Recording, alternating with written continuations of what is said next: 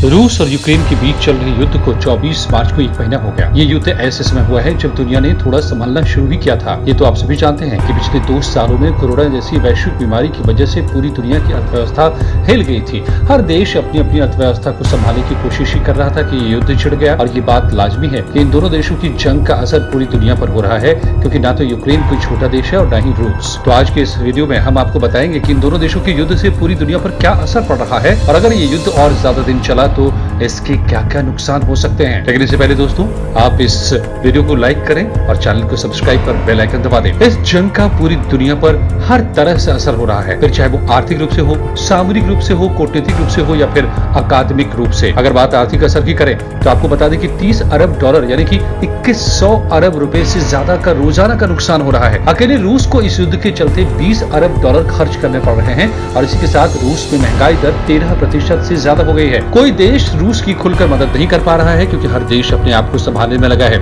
इसी के साथ ईंधन और इसकी कीमत पर इस युद्ध का सबसे ज्यादा असर पड़ रहा है। इस जंग का असर दुनिया भर में पेट्रोल डीजल की कीमतों पर भी पड़ रहा है। आपको ये भी बता दें कि दोनों ही देश पूरी दुनिया का लगभग 1/3 एक्सपोर्ट बिजनेस संभालते हैं। इसी के साथ ये दोनों ही देश मिनरल फर्टिलाइजर के बहुत बड़े प्रोड्यूसर हैं, जिससे ये बात जाहिर है कि अगर इसी तरह इन दोनों देशों के बीच युद्ध चलता रहा तो पूरे विश्व को इसका खामियाजा भुगतना पड़ेगा। सामरिक तौर पर भी ये युद्ध लगभग 35 लाख लोगों के जीवन पर असर डाल रहा है। 10 लाख से ज्यादा लोग पलायन कर चुके हैं। लगभग 10,000 से ज्यादा आम लोग और सैनिक मारे जा चुके हैं। इस युद्ध से बड़ी मात्रा में सैन्य वाहन, टैंक, यान और विमान बर्बाद हुए हैं। अगर हालात यही रहे तो इस युद्ध को विश्व युद्ध में तब्दील होने में वक्त नहीं लगेगा, क्योंकि युद्ध में 32 से ज्यादा देश प्रत्यक्ष या अप्रत्यक्ष रूप से शामिल हैं। अकेले नाटो में 30 देश हैं, जिनमें से 10 मुख्य हैं। ये देश यूक्रेन की मदद करना चाहते हैं, लेकिन रूस से डरते भी हैं। यूक्रेन के राष्ट्रपति जेलेंस्की ने भी नाटो देशों पर यही आरोप लगाया था। रूस के मित्र रहे देश अपने अपने दायरों में रहने के लिए मजबूर हैं। इस समय दुनिया 2 या उससे ज्यादा भागों में बटी नजर आ रही है। इसी के साथ आपको ये भी बता दें कि इस युद्ध का रूस और यूक्रेन के शिक्षा संस्थानों पर लंबे समय तक असर देखने को मिल सकता है। इस युद्ध के कारण